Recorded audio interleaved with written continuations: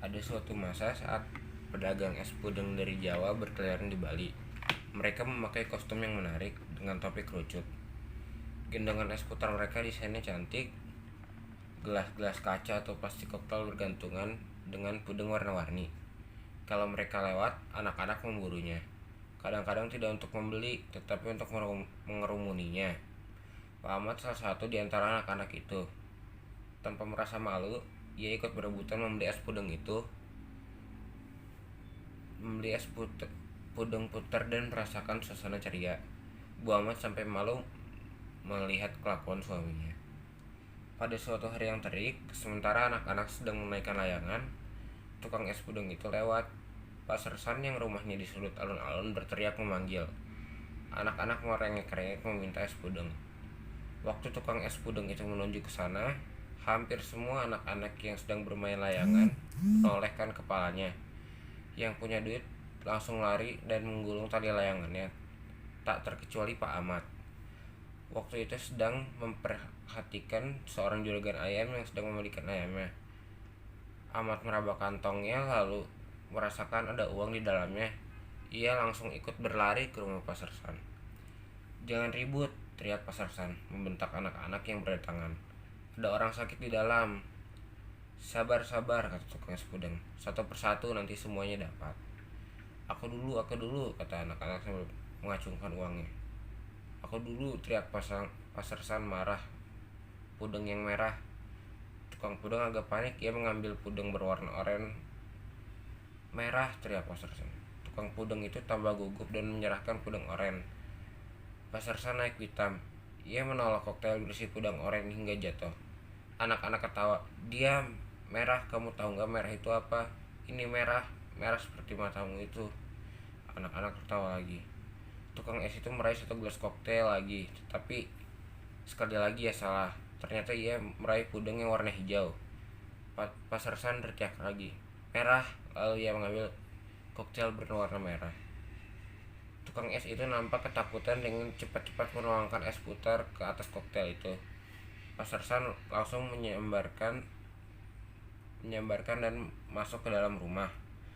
Anak-anak kemudian menyerbu tukang es puding itu sambil mengacungkan uang minta diladeni terlebih dahulu. Pak Ahmad pun tidak mau ketinggalan. Ia meraih salah satu koktail dan mendorong ke tukang es itu.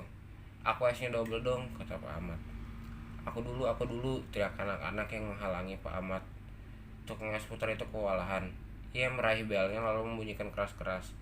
Tapi akibatnya jelek sekali, pintu rumah terkuak lebar. Pak Sersan muncul sambil mengacungkan pistolnya. "Diam kalian, aku sudah bilang ada orang sakit di dalam." "Bukan saya tapi anak," kata tukang es puding. "Tapi kamu gara-garanya," teriak Pak Sersan tidak mau dibantah. "Bukan saya." Tiba-tiba Pak Sersan meletuskan pistolnya. Semua mendadak terdiam. Anak-anak ketakutan. Tukang es puding itu pucat pasi. Pak Ahmad mencoba menetralisir keadaan sebelum menjadi runyam. Lalu ia memberanikan diri berbicara. "Pak Sersan, maaf, itu salah saya." Anak-anak protes. "Karena saya minta didahulukan. Saya yang salah, saya minta maaf." Pak Sersan menggelengkan dan menodong senjata ke tukang es itu. "Tidak, ini yang salah. Kalau dia tidak membawa es puding keluar masuk kampung kita, anak-anak tidak akan punya kebiasaan membeli es sampai sakit seperti anakku, yang walau sudah sakit masih berteriak-teriak minta es." Terdengar kelenengan lewat, "Dan dia tahu sekali itu, minggat. Sebelum aku tembak kamu, aku sudah banyak bunuh Portugis di tim-tim. Nambah satu tidak apa-apa, minggat." Peserta lalu menutup pintu dan mengunci tanpa membayar es yang dibelinya.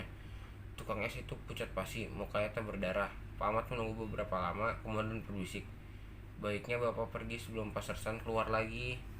Tukang es itu terkejut seperti mendadak siuman. Ia mendatangi Pak Ahmad lalu berkata, "Bapak yang beli es krim kemarin dekat lapangan?" "Ya." "Mana gelasnya Bapak belum kembalikan? Itu harganya 50.000 satu gelas kristal." "Itu gelas kristal." Pak Ahmad terkejut bengong. Tukang es itu mendekat dan menadah tangannya. "Ayo bayar."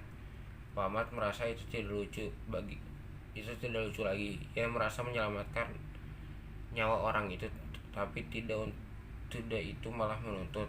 Pak Ahmad lalu melangkah lagi, tapi orang itu tiba-tiba mengeluarkan celuritnya dan menyerang Pak Ahmad. Masih sempat mengelak, tapi tangannya terluka. Bayar. Pak Ahmad merasa sanggup menghajar orang itu meski usianya lebih tua. Semangat mati dalam pertempuran melawan penjajah tiba-tiba bangkit lagi. Tapi rasanya itu tidak sepadan dan tidak gaya untuk berhadapan dengan tuntutan keadilan hanya gara-gara es yang kacau itu.